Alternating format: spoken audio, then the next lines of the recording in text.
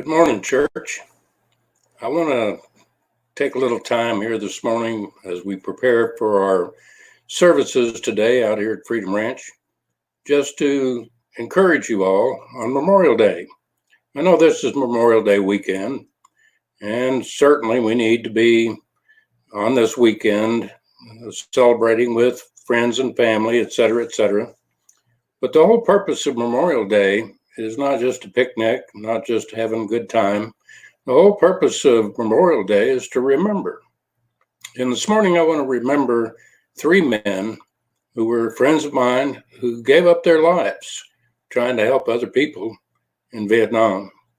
Those men are a pilot by the name of Gary Engelhart, his co-pilot by the name of John Bregler, and the crew chief by the name of Guy Mears. You see, they were on a mission to try to pick up wounded soldiers off a rugged mountain in Vietnam. And as is always the case, there was a danger involved in that. Even though they were flying an unarmed helicopter with big red crosses all over it, the enemy, of course, used those crosses at that time as not a sign of humanitarian relief, but as targets specifically to bring down a helicopter. And this they did with a RPG B-40 rocket. They actually brought this helicopter down, and it cost the lives of those three men on the ship. Now, today, when I think back of it, it's been almost 50 years now, and it's still just as real to me as it was back then, when I have the same type of feelings and so on as I flash back on those memories of that day. Personally, I was at a different site. I wasn't there at the home base of what they flew out of in Tuy Hoa. I was at one of our other standbys in Bam Bi Thuot towards the Cambodian border, but I distinctly remember the day that I received the news that these men had been killed, and that there's a shocking kind of grief that overcomes you at the moment. But then you've got to do your job. You've got to move on. You can't just, take time to weep and cry and so on. You've got to go out on another mission. And so a lot of that grief that we experience during that time gets stuffed down inside of us.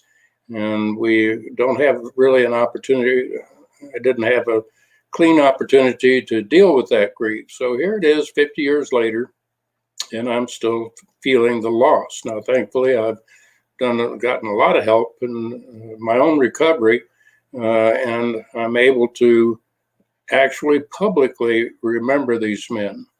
I remember Guy in particular, because he was a crew chief, and I flew with he and his medic, Myers. In fact, they were the ones that gave me my initial OJT training.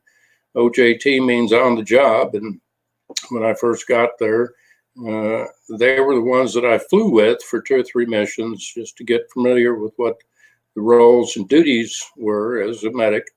And so I remember them, and I remember cutting up with them, and I remember when you go on several hot missions with someone, you become bonded to them, a bond that lasts forever.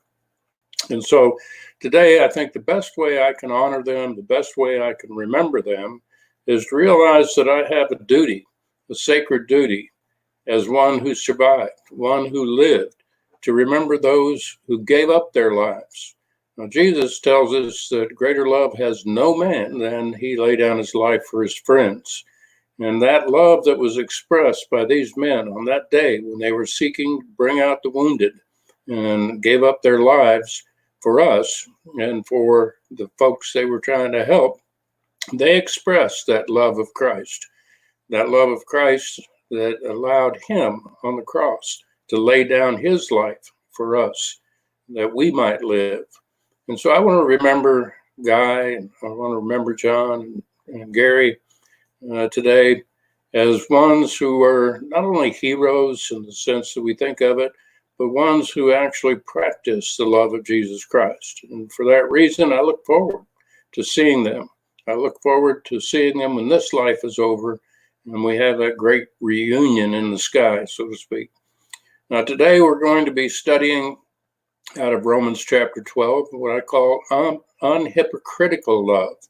In verse 9, Paul says, chapter 12, to love without dissimulation, which means to love without hypocrisy, to love purely with pure love of Christ. And these men illustrated that pure love of Christ to me. So we'll be studying that here in a few moments as we gear up for our church. But we're also going to be remembering those today who have sacrificed, the millions and millions of men and women over the years that have sacrificed for our freedoms and our liberty here at home. So I want you to join me on Facebook if you're not able to make it. For whatever reason, you're not able to be here, I want you to join me on Facebook or YouTube. The broadcast will be delayed about a day or so, giving Mary a chance to get it up for you. But we'll also, hopefully, within the next week or two, be able to give you a live broadcast directly from the service like I'm doing now. So you all stay safe, be careful, and enjoy this Memorial Day weekend as we celebrate the lives of those men and women who actually gave their life for our liberty and our freedom. Take care.